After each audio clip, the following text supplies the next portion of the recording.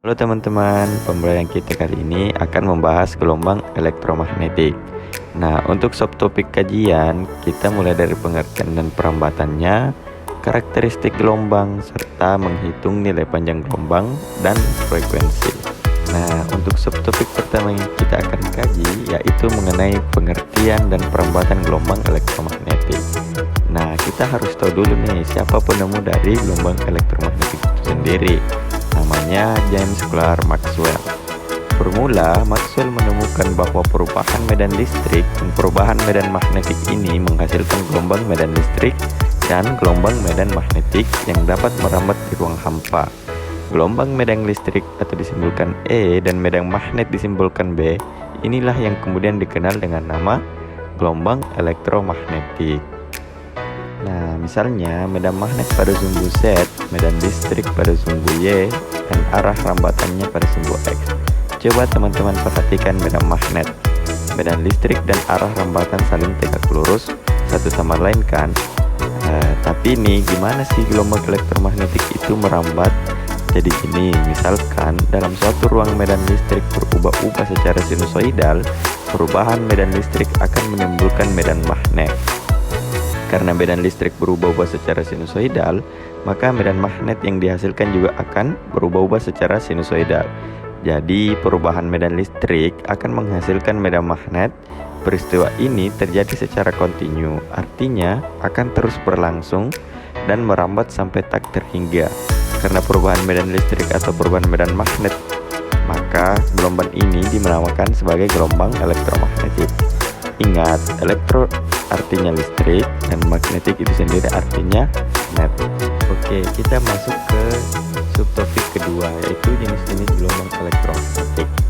Nah, jenis gelombang elektromagnetik itu dapat kita klasifikasikan sesuai dengan frekuensi dan panjang gelombang.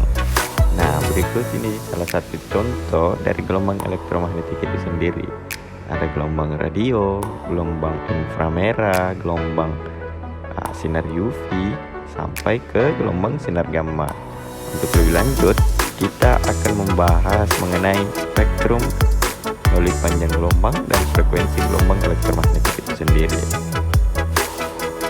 Nah, coba teman-teman perhatikan. Pada sinar gamma, frekuensi yang dimiliki berada dalam rentang 10⁻20 Hz sampai 10⁻25 Hz. Sinar gamma banyak dimanfaatkan dalam bidang kedokteran, diantaranya untuk mengobati penyakit kanker dan mensterilkan peralatan rumah sakit. Kemudian ada sinar X. Sinar X dikenal juga sebagai sinar onsen. Sinar X dihasilkan dari peristiwa tumbukan antara elektron yang dipercepat pada beda potensial tertentu dan frekuensinya dalam rentang 10⁻18 Hz dengan panjang gelombang 10⁻10 meter.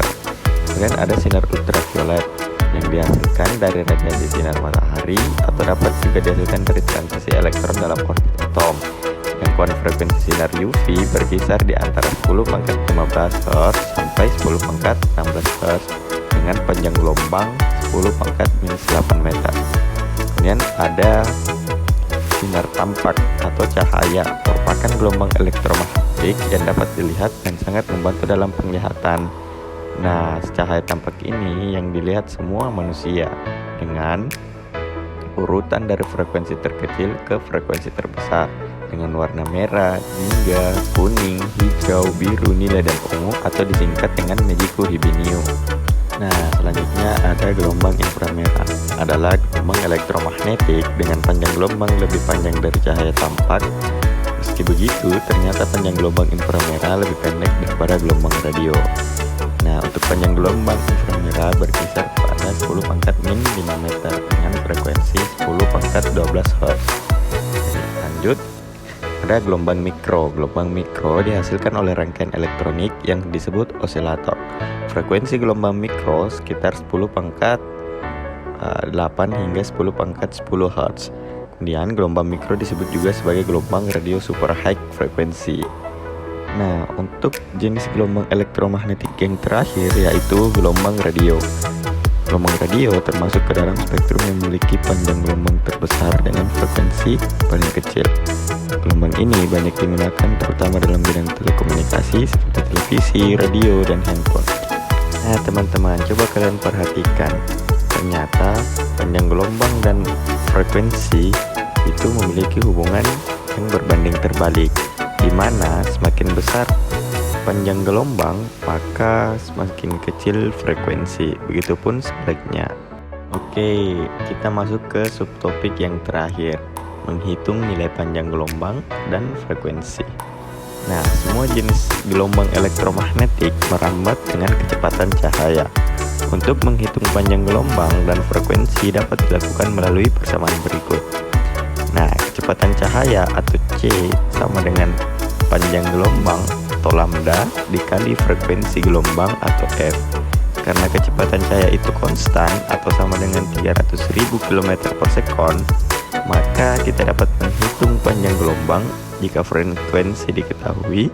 Begitupun sebaliknya, kita dapat menentukan frekuensi gelombang jika panjang gelombang diketahui, seperti teman-teman lihat.